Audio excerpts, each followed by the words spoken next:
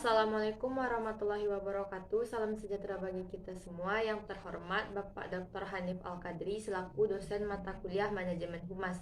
Sebelumnya perkenalkan, saya Hafizatul Hasanah dengan NIM 210020060 akan menjelaskan materi tentang sejarah perkembangan public relation di dunia dan di Indonesia.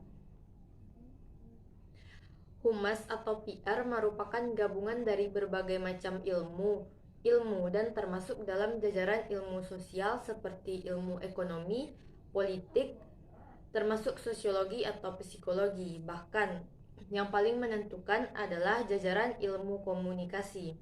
Dan masih banyak lagi ilmu-ilmu yang terdeteksi dalam manajemen humas atau public relation. Ilmu dari public relation muncul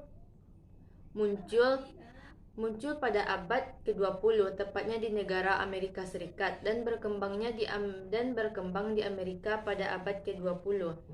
Humas lahir saat itu karena adanya kemajuan dalam berbagai bidang kehidupan. Adanya kemajuan yang merupakan kekuatan dari masyarakat yang memisahkan manusia ke dalam kelompok-kelompok dengan tujuan yang berbeda-beda, dengan kelompok yang berbeda. Nah, untuk mencapai tujuan tersebut diperlukanlah kerjasama hampir ke semua pihak demi kepentingan bersama pula. Maka pada saat terjadinya revolusi industri, pada saat itu jugalah dianggap sebagai pemicu lahirnya kehumasan atau public relation. Ilmu kehumasan atau public relation ini sebenarnya sudah ada cikal bakal atau muncul bahkan diterapkan berabad-abad tahun silam. Dan bahwa humas atau public relation pada prinsipnya memiliki fungsi untuk menumbuhkan relasi baik antara setiap komponen masyarakat, menumbuhkan motivasi yang ada dan menjadi proaktif. Nah, publik yang dimaksud di dalam PR ini adalah kelompok atau publik yang terkait dalam pelaksanaan fungsi-fungsi kehumasan atau PR internal apalagi eksternal. Bapak Public Relation Internasional yaitu Ivy Ledbetter Lee. Dia disebut sebagai the father of public relation. Itu sekitar tahun 1906.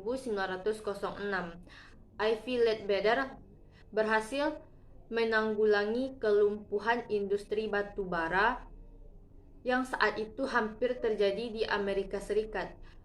Maka cikal bakal munculnya keilmuan atau public relation ini memang di Amerika dan dipelopori oleh father public relation yang bernama Ivy Ledbetter Lee. Memang orang yang menulis berita, mencari informasi, riset berbagai data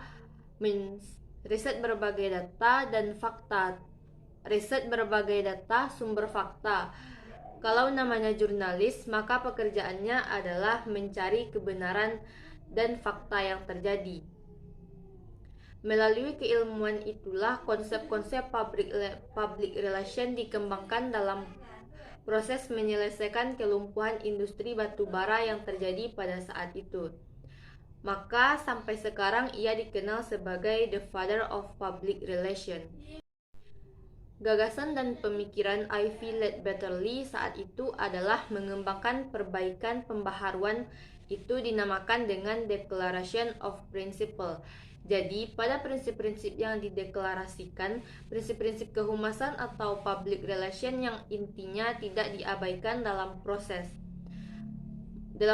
manajemen industri. Artinya, pada saat itu yang namanya ada batas yang luar biasa antara manajemen pengambil kebijakan dengan level mereka yang disebut sebagai buruh atau masyarakat level kesekian, padahal yang dianggap yang menjadi pelaku atau pembuat produk yang membuat level atas pembuat kebijakan itu menjadi kaya raya justru ada di level terbawah, yaitu dulu dibatasi di saat revolusi industri terjadi di Amerika. Maka hadirnya Ivy Ledbetter Lee menjembatani hal tersebut.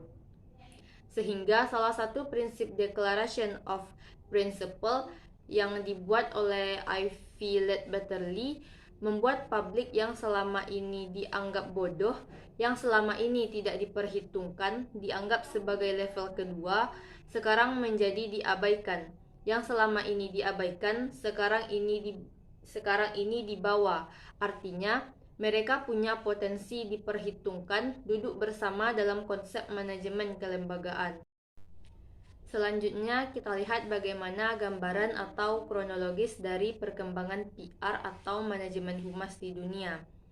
Pada tahun 1865 sampai tahun 1900 di abad ke-19, publik masih dianggap tidak punya kepentingan untuk industri atau lembaga keperusahaan.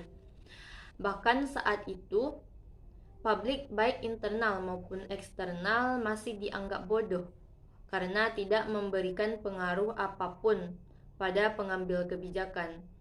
Kemudian berkembang tahun 1900 sampai 1918, publik mulai diberi informasi dan dilayani pasca terjadinya revolusi industri. Kemudian tahun 1918 sampai 1945, publik diberikan pendidikan dan mulai dihargai. Karena perusahaan atau organisasi mulai menganggap penting.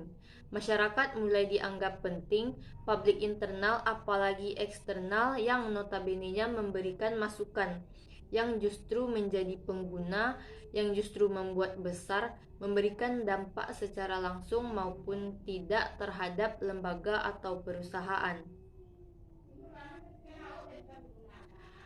Pada tahun 1925 di New York atau di Amerika, public relation mulai dianggap sebagai atau mulai muncul sebagai pendidikan tinggi resmi. Jadi, kalau abad ke-19, program studi sudah mulai bermunculan pada saat setelah terjadinya revolusi industri. Ini baru bentuknya program studi atau mata kuliah, tetapi sejak tahun 1925 manajemen humas atau public relation sudah menjadi perguruan tinggi atau institusi pendidikan tinggi. Selanjutnya pada tahun 1928, kalau di Belanda, public relation sudah mulai memasuki pendidikan tinggi, dan bahkan minimal secara merata di Belanda sudah menjadi fakultas atau fakultas public relation. Bahkan hampir seluruh jurusan menjadikan public relation atau manajemen humas sebagai mata kuliah wajib. Di samping itu juga banyak diadakan kursus-kursus bermutu di hampir semua aspek atau sektor di setiap perusahaan atau lembaga dan perusahaan manapun terkait dengan ilmu public relation atau manajemen kehumasan. Kemudian pada tahun 1945 sampai 1968, publik mulai terbuka dan mulai paham. Mereka mulai mengetahui banyak hal yang sebenarnya penting, memahami dan mempelajari ilmu public relation sehingga ini mempunyai potensi yang besar dimanapun posisi mereka berada. Keilmuan public relation menjadi dasar untuk berpijak dan mengembangkan lembaga atau usaha yang mereka buat. Perkembangan pada tahun 1968 masih berada di Belanda. Jadi pada saat itu yang sangat disorot terkait perkembangan public relation adalah Amerika dan Eropa serta Belanda. Jadi jika negaranya adalah Amerika, mereka yang memiliki potensi besar menganggap humas sebagai ilmu yang sangat penting untuk dikembangkan di negaranya, yaitu Belanda. Pada tahun 1968, Belanda mengalami perkembangan pesat yang lebih ke arah ilmiah karena penelitian rutin dilakukan terus-menerus, sedangkan di Amerika saat itu sangat stabil. Mereka menganggap bahwa public relation hanya dimanfaatkan untuk batas-batas konsep bisnis, sementara Belanda langsung naik karena tidak untuk bisnis, tetapi Belanda menganggap ini sebagai konsep ilmiah yang dapat digunakan di hampir semua sektor kehidupan. Maka pada tahun 1968 perkembangan public relation jauh lebih pesat di Belanda daripada di Amerika Serikat. Selanjutnya, bagaimana sejarah perkembangan public relation di Indonesia? Pada saat orang sudah mulai mengenal public relation di tahun 1800-an, kita baru paham atau mulai masuk ke Indonesia dan perkembangannya pada tahun 1944. Pada saat Alwi Dahlan pada konferensi kehumasan tahun 1944. Artinya pada saat itulah sejarah humas di Indonesia per tanggal 18 Agustus 1945 ketika Bung Karno memutuskan untuk menunda sidang PPKI ketika memberikan keterangan melalui pers. Artinya pada saat itu disinyalir dengan memanfaatkan pers sebagai salah satu sumbu dari keilmuan public relation, bahwa di Indonesia sudah mulai memahami arti pentingnya public relation, sehingga proses negosiasi yang akan disampaikan oleh Bung Karno saat itu yaitu melalui sidang PPKI yang ditunda dan kemudian tidak disampaikan secara langsung, melainkan melalui Dewan Pers atau siaran pers mengenai pemilihan presiden sebelum waktu Bung Karno dan timnya merumuskan Undang-Undang Dasar. Pada saat itulah sebenarnya digarisbawahi bahwa di Indonesia mulai dikenal perkembangan public relation. Menurut Linggar menyatakan bahwa praktik kehumasan sebenarnya sudah ada sejak zaman Mataram.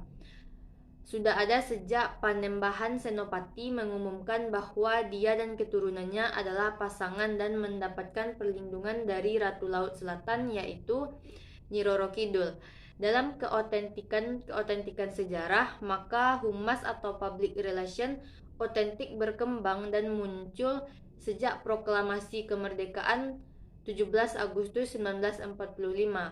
Kemudian pada saat itu juga proyek Pancusuar berbentuk citra dengan adanya Radio Republik Indonesia atau RRI pada waktu itu, dan TVRI disiarkan melalui Radio Republik Indonesia dan TVRI terkait dengan proklamasi 17 Agustus 1945. Pasca proklamasi tahun 1945 dengan memanfaatkan banyak sekali media, khususnya radio dan televisi. Kemudian pada tahun 1962 dianggap sebagai cikal bakal pembentukan humas di Indonesia secara resmi melalui Presidium Kabinet Perdana Menteri Juanda. Jadi, cikal bakal pembentukan humas secara resmi di tahun 1962 melalui Presidium Kabinet Perdana Menteri Juanda, dan tahun 1967 kemudian berkembang hingga 1971 membentuk satu wadah berupa Badan Koordinasi Kehumasan Pemerintah. Dan di tahun 1967 juga didirikan koordinasi antara humas, departemen atau lembaga tinggi negara yang disingkat dengan BAKOR atau Badan Koordinasi Antara Humas, departemen atau lembaga tinggi negara. Jadi perkembangannya mulai dianggap sebagai cikal bakal terbentuknya humas di Indonesia, yaitu pada tahun 1962, tahun 1972.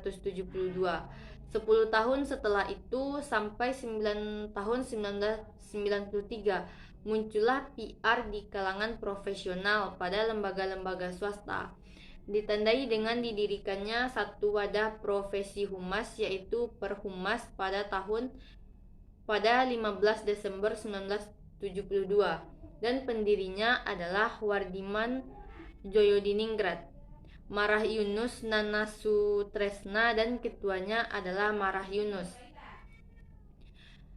Di tanggal 10 April 1987 di Jakarta dibentuk satu wadah profesi namanya APPRI atau Asosiasi Perusahaan Public Relation Independent.